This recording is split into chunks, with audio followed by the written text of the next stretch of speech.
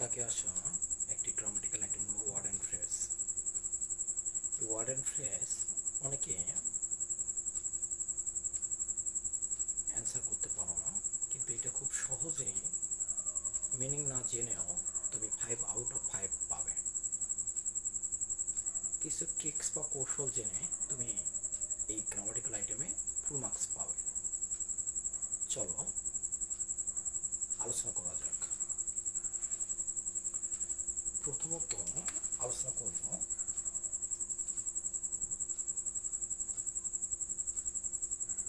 what does ...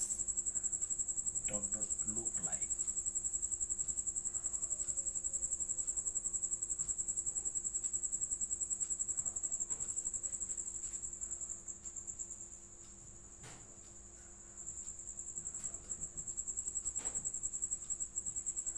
এই দুইটা answer নিয়ে তোমরা অনেকে কনফিউজড করে যাও, হেজিটেশন করে যাও। এটির ট্রিক্সটা হলো, খুব মনোযোগ দিয়ে আমার কথাগুলো শুনবে। তোমরা যখন হাতে কোশ্চেন পাবে, কোশ্চেন পাওয়ার পর 2 নং দাগে এই গ্রামাটিক্যাল আইটেমটা যখন অ্যান্সার করতে যাবো, 2 নং দাগে আসা গ্রামাটিক্যাল আইটেমে দেখবা এ থেকে যে পর্যন্ত এই সেন্টেন্সগুলো 10টি সেন্টেন্সের মাঝে কোন সেন্টেন্সে একটা সেন্টেন্সের মাঝে 2টা গ্যাপ থেকে শেষে কোশ্চেন মার্ক আছে, এরকম সেন্টেন্স আগে তোমাকে সিলেক্ট করতে হবে, আইডেন্টিফাই করতে হবে। এ থেকে যে পর্যন্ত যে সেন্টেন্সগুলো আসবে, এই সেন্টেন্সগুলো ভিতর থেকে তোমাকে আইডেন্টিফাই করে নিতে হবে একটি সেন্টেন্সের মাঝে 2টি গ্যাপ থেকে শেষে কোশ্চেন মার্ক আছে কোথায়, আর ওই উক্ত গ্যাপে তোমাকে হোয়াট ডাজ লুক লাইক এবং হোয়াটস ডট ডট লাইক ইউজ করতে হবে। আশা করি তোমাদের মাথায় এটা ক্যাচ করেছে। এ থেকে যে পর্যন্ত যে 10টি সেন্টেন্স আজ থাকবে, এই ভিতর থেকে তোমাকে আইডেন্টিফাই করে নিতে হবে, সিলেক্ট করতে হবে একটা সেন্টেন্সের মাঝে 2টা গ্যাপ থেকে শেষে কোশ্চেন মার্ক আছে কোথায়। তাহলে আমরা এখানটা সিলেক্ট করব। দেখো একটা সেন্টেন্স কিন্তু 2টি গ্যাপ নেই, শেষে কোশ্চেন মার্কও নেই, কিন্তু বি নম্বর দেখো, এই বি নম্বরে একটি সেন্টেন্সের মাঝে 2টি গ্যাপ এবং শেষে কি আছে বলো তো, কোশ্চেন মার্ক। আরেকটা দেখো হচ্ছে এইচ নম্বরে। এখন প্রশ্ন হলো, অনেক সময় দেখা যায় what does dot dot look like কিংবা হোয়াটস ডট ডট লাইক দুইটাই বক্সের দেওয়া থাকে। এখন আমরা অনেক স্টুডেন্ট আছি যারা কিনা এই দুইটা নিয়ে হেজিটেশনে পড়ে যায়, কনফিউজড, কোনটা ইউজ করব, কোন গ্যাপে কোনটা ইউজ করব। এরকম যদি দুইটাই যদি বক্সের ভিতরে দেখতে পাও, তাহলে তোমাকে একই সেন্টেন্স 2টা গ্যাপ শেষে কোশ্চেন মার্ক যুক্ত 2টা সেন্টেন্স যদি থাকে, এই 2টা আইডেন্টিফাই করার পরে তোমরা এখান থেকে আইডেন্টিফাই করবা এই 2টা গ্যাপের মাঝে যে ওয়ার্ডগুলো থাকবে, শুরুতে যেটাতে আর্টিকেল আসবে সেটাতে what does look like use করবা। শুরুতে যেটাতে আর্টিকেল থাকবে, এই 2টা গ্যাপের মাঝে যে ওয়ার্ডগুলো থাকবে, এই ওয়ার্ডগুলো প্রথমে যদি আর্টিকেল থাকে তাহলে সেক্ষেত্রে what does look like use করবা। আর্টিকেল না থেকে যদি পসেসিভ থাকে তাহলে সেক্ষেত্রে আমরা ইউজ করবো what's dot dot like use করবো। পার্থক্য কি? আর্টিকেলের ক্ষেত্রে what does look like, article যেটাতে নাই সেটা হোয়াটস ডট ডট লাইক। আশা করি এটা কিন্তু বুঝতে পারছো। 2 নম্বর ফ্রেজটা হলো হোয়াটস ইট লাইক কিংবা would you mind।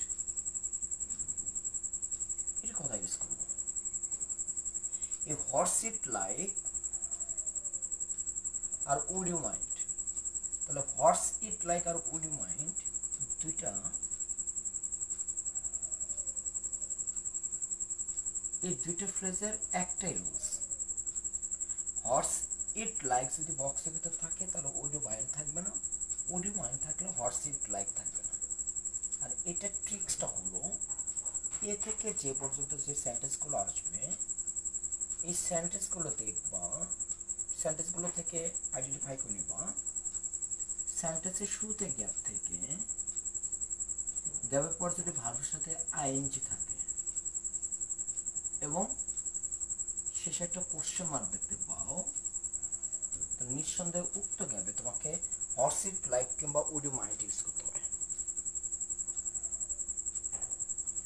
গ্যাপের পরে ভার্বের সাথে আইএনজি থেকে শেষে যদি কোশ্চেন মার্ক থাকে হর্স ইট লাইক কিংবা উড ইউ মাইন্ড। এ থেকে যে পর্যন্ত 10টি সেন্টেন্সে ভিতরে তোমাকে খুঁজে নিতে হবে যে কোন সেন্টেন্সে গ্যাপের পরে ভার্বের সাথে আইএনজি আছে এবং শেষে একটা কোশ্চেন মার্ক, তাহলে উক্ত গ্যাপে তোমাকে হর্স ইট লাইক বা উড ইউ মাইন্ড, বক্সের ভিতরে হর্স ইট লাইক থাকলে উড ইউ মাইন্ড থাকবে না, উড ইউ মাইন্ড থাকলে হর্স ইট লাইক থাকবে না। আশা করি এটাও কিন্তু বুঝতে পারছো। এরপরে 3 নম্বর যে ফ্রেজটা হলো সেটা হলো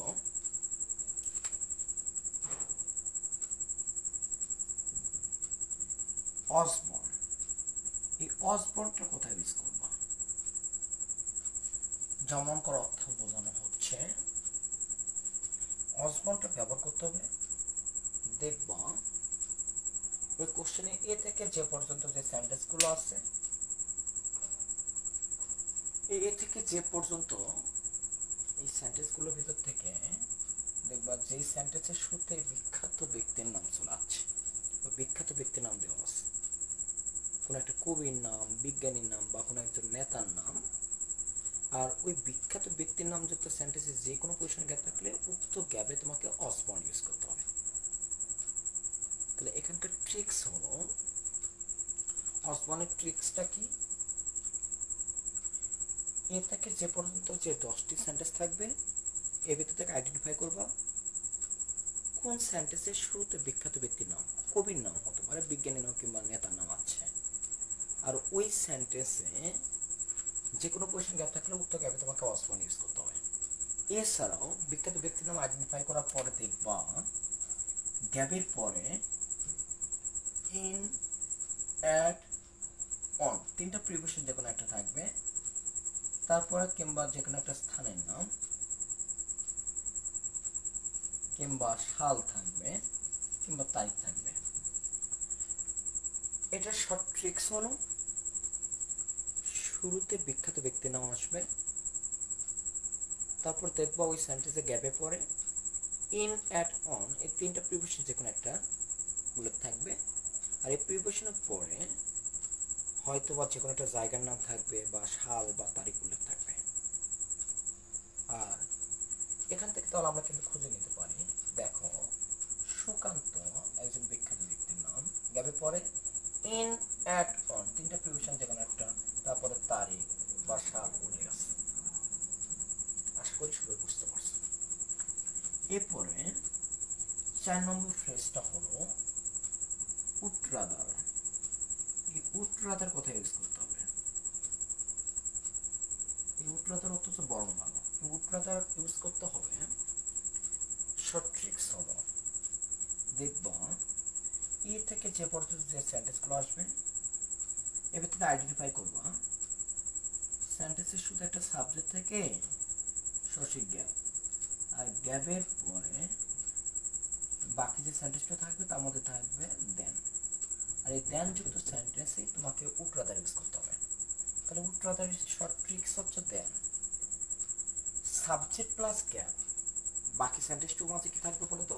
দেন থাকবে। তাহলে এখান থেকে তোমাকে খুঁজে নিতে হবে সাবজেক্ট প্লাস গ্যাপ, সাবজেক্ট কি আছে বলো তো? শি, তারপর গ্যাপ, বাকি সেন্টেন্সটার মাঝে কি আছে? দেন। তাহলে উক্ত গ্যাপে তোমাকে উড রাদার ইউজ করতে হবে। আশা করি এটাও কিন্তু বুঝতে পারছো। এরপরে হলো লেটার অন কোথায় ইউজ করতে হবে? লেট অ্যালোন তো দূরে কথা। এই লেট অ্যালোন হলো এ থেকে যে পর্যন্ত যে 10টি সেন্টেন্স থাকবে এই ভিত্তিতে তোমাকে খুঁজে নিতে হবে subject plus negative verb plus negative word. Subject plus verb plus negative word আছে কোন সেন্টেন্সে? যে কোনো একটা সেটা হতে পারে প্রপার নাউন, হতে পারে প্রোনাউন।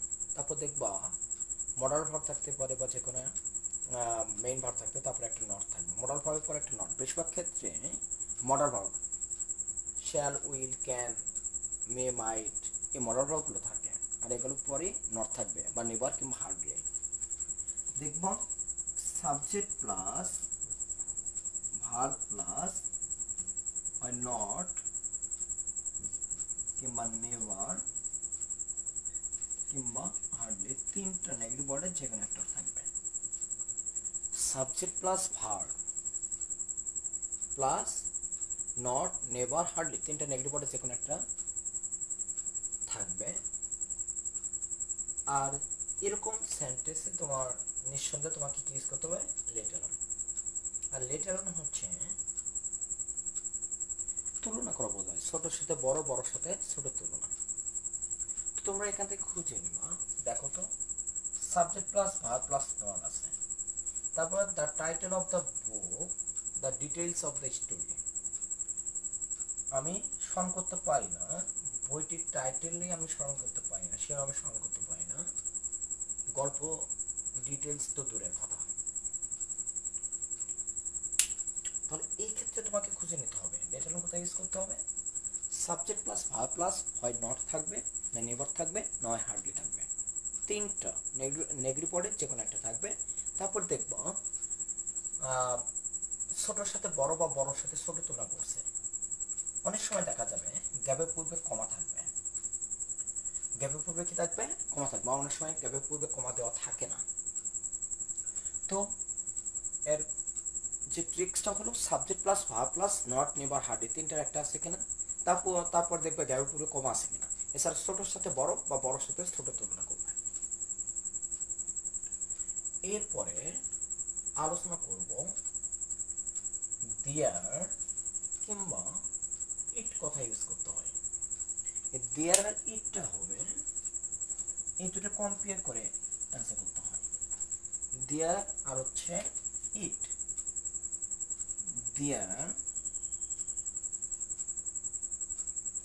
দেয়ারটা কোথায় ইউজ করব?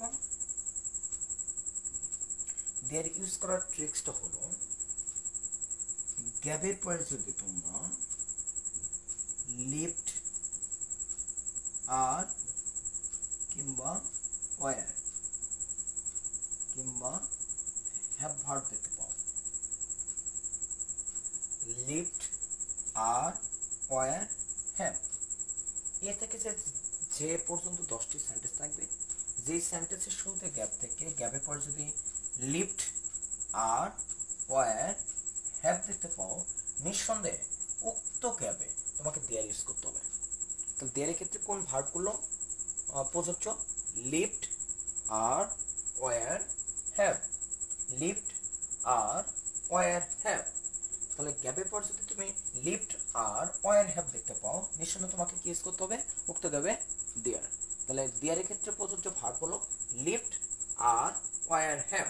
দেখো এখানে সেন্টেন্স শুরুতে গ্যাপ থেকে তারপর কিন্তু লিফট আছে, তাহলে উক্ত গ্যাপে তোমাকে কি ইউজ করতে হবে বলো তো? দেয়ার ইউজ করতে হবে। আর ইটটা হলো গ্যাপের পরে যদি মে বা মাইট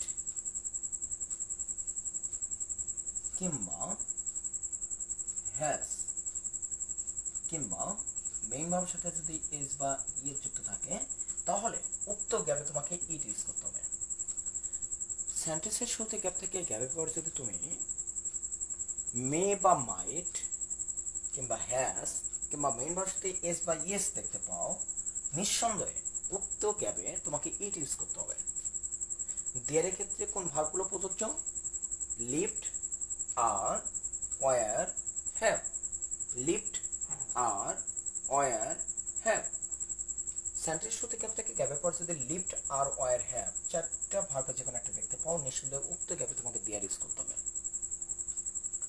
আর গ্যাপের পর যদি সেন্টেন্স শুরুতে গ্যাপ থেকে গ্যাপের পর যদি মে বা মাইট কিংবা হ্যাজ কিংবা মেইন ভার্বের সাথে এস বা ইএস দেখতে পাও, নিঃসন্দেহে তোমাকে উক্ত গ্যাপে ইট ইউজ করতে হবে। তাহলে এখানে দেখো সেন্টেন্স শুরুতে গ্যাপ থেকে গ্যাপের পর কিন্তু ভাবের সাথে এস বা ইএস যুক্ত, তাহলে উক্ত গ্যাপে তোমাকে ইট ইউজ করতে হবে। তাহলে দেয়ারের ক্ষেত্রে এই ভার্বগুলো বাধ্যতামূলক, আর ইটের ক্ষেত্রে এই চারটি ভার্ব হচ্ছে বাধ্যতামূলক। এখন দেয়ার আর ইট দুটি সাবজেক্ট,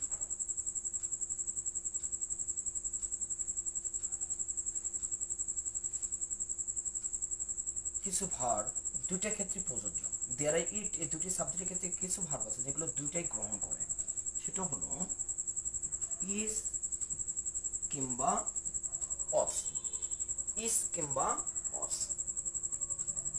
এখান থেকে যেটা বাধ্যতামূলক যেটা আছে, দেয়ারের ক্ষেত্রে বাধ্যতামূলক কোনটা বলতো? লিভড আর ওয়ার হ্যাভ। আর ইটের ক্ষেত্রে হচ্ছে মে মাইট, মেইন ভার্বের সাথে এস বা ইয়েস কিংবা হ্যাজ। ধরো এ থেকে যে কোনো 10টি সেন্টেন্সের মধ্যে একটাতে গ্যাপের পরে ইজ আছে, আর একটাতে গ্যাপের পরে ধরো মে আছে। বলতো কোনটাতে কোন ফ্রেজ ইউজ করা যেতে পারে? কারণ মেয়ের ক্ষেত্রে একটা বাধ্যতামূলক আছে, ইজ বা অস দেয়ার ক্ষেত্রেও ব্যবহৃত হয়, এটার ক্ষেত্রে ব্যবহৃত, কিন্তু মেয়েটা কিন্তু অনলি একটা সাবজেক্টকে কিন্তু গ্রহণ করে, সেটা হচ্ছে কি মে মাইট, মেইন ভার্বের সাথে এস বাই ইয়েস কিংবা হ্যাজ কিন্তু ইটকে গ্রহণ করে, আর লিভড আর ওয়ার বা হ্যাভ কিন্তু দেয়ারকে গ্রহণ করে। তাহলে বলো তো মেয়ের ক্ষেত্রে কাকে ইউজ করবা? ইট ইউজ করবা। তাহলে ইজের ক্ষেত্রে এখন দেখো একটা যেহেতু মেয়ের ক্ষেত্রে বাধ্যতামূলক হয়ে গেল, তাহলে ইট যেহেতু ইট একবার ব্যবহৃত হয়ে গেল, তাহলে ইজের ক্ষেত্রে এখন কাকে ইউজ করতে হবে বলো তো? দেয়ারকে ইউজ করতে হবে।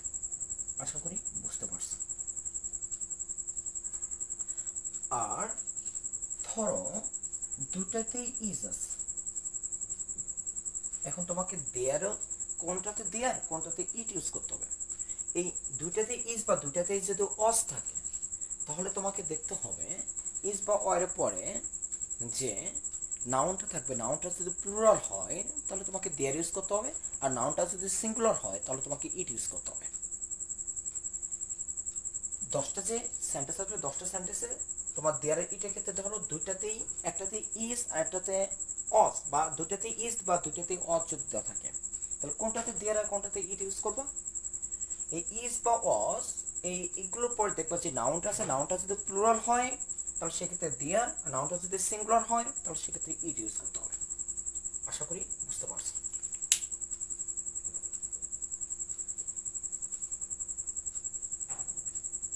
পরবর্তী ফ্রেজ হলো as soon as।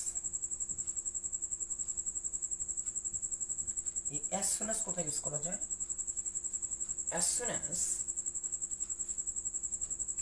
তিনটা ক্ষেত্রে ইউজ করা যায়। একটা হলো সেন্টেন্স শুরুতে গ্যাপ থেকে ফার্স্ট ক্লজ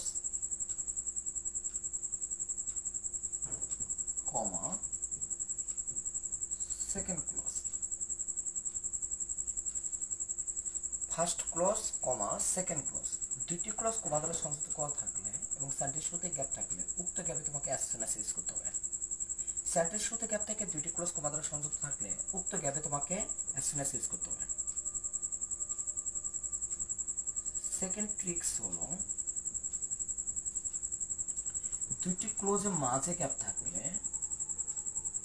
উক্ত গ্যাপে তোমাকে as soon as ইউজ করতে হবে। একটা হলো শুরুতে গ্যাপ থেকে দুইটি ক্লোজ যদি কমা দ্বারা সংযুক্ত থাকে তাহলে as soon as ইউজ করতে হবে, আবার দুইটি ক্লোজের মাঝে যদি গ্যাপ থাকে তাহলে সেই ক্ষেত্রেও as soon as ইউজ করতে হবে। একটা কথা সবসময় খেয়াল রাখবা, এই দুইটি ক্লোজ কমা দ্বারা সংযুক্ত থাকবে, দুইটি ক্লোজের টেন্সটা হবে, টেন্স হবে হচ্ছে past independent to past independent কিংবা future independent to future independent tense হয়, কিংবা present independent to future independent বা future independent to present independent tense হবে। তাহলে পাস্ট টু বেশিরভাগ ক্ষেত্রে past to past independent tense, past to past independent tense. Third tricks হলো গ্যাপের পর যদি সরাসরি পসিবল অর্থে থাকে তাহলে উক্ত গ্যাপে তোমাকে as soon as ইউজ করতে হবে। দুইটি ক্লোজ কমা দ্বারা সংযুক্ত করা থাকলে, সেন্টেন্স শুরুতে গ্যাপ থেকে দুইটি ক্লোজ কমা দ্বারা সংযুক্ত থাকলে উক্ত গ্যাপে তোমাকে as soon as এবং দুটি ক্লোজের মাঝে গ্যাপ থাকলেও অ্যাজ সুন অ্যাজ ইউজ করতে হবে। এবং গ্যাপের পর যদি পসিবল ওয়ার্ড দেখতে পাও তাহলে নিশ্চয়ই তোমাকে অ্যাজ সুন অ্যাজ ইউজ করতে হবে। তাহলে দেখো এখানে এই একটা ক্লোজ, এই একটা ক্লোজ, দুইটি ক্লোজে কিন্তু past indefinite to past indefinite tense আছে, past indefinite to past indefinite tense. তাহলে নিঃসন্দেহে এখানে আমরা কি ইউজ করবো বলতো, অ্যাজ সুন অ্যাজ।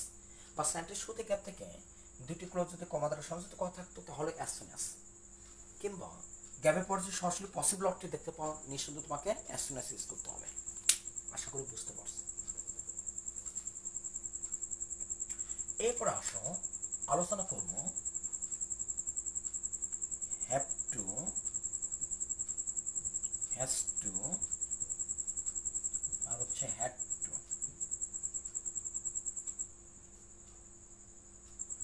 আর হচ্ছে হ্যাড বেটার।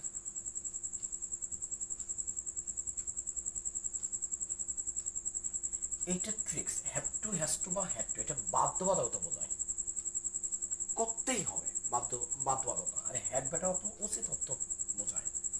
এই হ্যাভ টু, হ্যাজ টু বা হ্যাড টু কোথায় ইউজ করতে হবে? এটার ট্রিক্স হলো সাবজেক্ট প্লাস গ্যাপ প্লাস ভার্বের বেস ফর্ম। এটার ট্রিক্সও হলো সাবজেক্ট প্লাস গ্যাপ প্লাস ভার্বের বেস ফর্ম। এখন প্রশ্ন হলো দুইটা কিন্তু একই রুলস।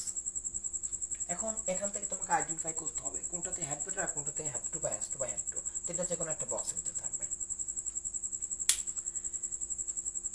এই সাবজেক্ট প্লাস গ্যাপ প্লাস ভার্বের বেস ফর্ম যুক্ত সেন্টেন্সে পূর্বের সেন্টেন্স বা পরের সেন্টেন্সটা দেখবা ক্ষতিমূলক বা নেগেটিভ তথ্য দিচ্ছে। মানে সেন্টেন্সটা নেগেটিভ নয় কিন্তু অর্থটা কেমন জানে নেগেটিভ বোঝায়।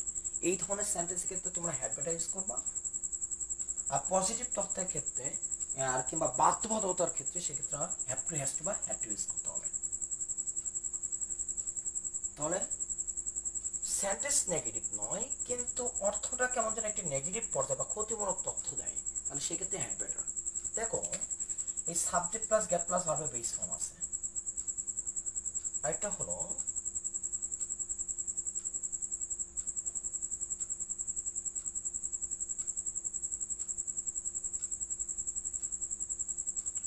you just take bath before you go to bed. You look very dirty, তোমাকে নোংরা দেখাচ্ছে।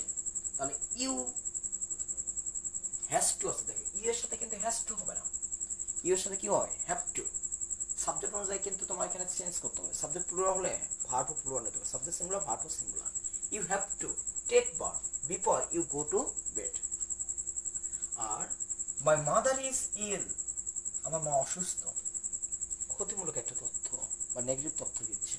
That's be shifted to hospital, তাহলে কি করা উচিত? তোমার হসপিটালে শিফট করা উচিত। তাহলে এই ক্ষেত্রে দেখো তোমার এরকম যদি সাবজেক্ট প্লাস গ্যাপ প্লাস ভাবে বেস ফর্ম তুমি দেখতে পাও তাহলে দুইটা ক্ষেত্রে যেটা তথ্য একটু নেগেটিভ দিবে বা ক্ষতিমূলক দিবে সেক্ষেত্রে হ্যাড বেটার মানে উচিত তথ্য। আর যেটা বাধ্যবাধকতা, ধরো আগামীকাল তোমার পরীক্ষা, আজ কিন্তু রাত্রে তোমাকে পড়াশোনা করতেই হবে বাধ্যতামূলক। বাংলাদেশকে ওয়ার্ল্ড কাপ জিততে হলে অবশ্যই আরো ভালো খেলতেই হবে। এরকম বাধ্যবাধকতা বোঝানোর ক্ষেত্রে হ্যাভ টু, হ্যাজ টু বা হ্যাড টু। আর উচিত তথ্য বোঝানোর ক্ষেত্রে হ্যাড বেটার। তাহলে তুমি দেখবো যে সাবজেক্ট প্লাস গ্যাপ প্লাস ভাবে বেস ফর্ম যে দুইটা সেন্টেন্স আসবে, যেটা পূর্বের সেন্টেন্স বা পরের সেন্টেন্সটা যদি একটু ক্ষতিমূলক বা নেগেটিভ তথ্য দেয় তাহলে সেক্ষেত্রে হ্যাড বেটার ইউজ করবা। আর বাধ্যবাধকতা বোঝাতে সেক্ষেত্রে হ্যাভ টু, হ্যাজ টু বা হ্যাড টু ইউজ করবা।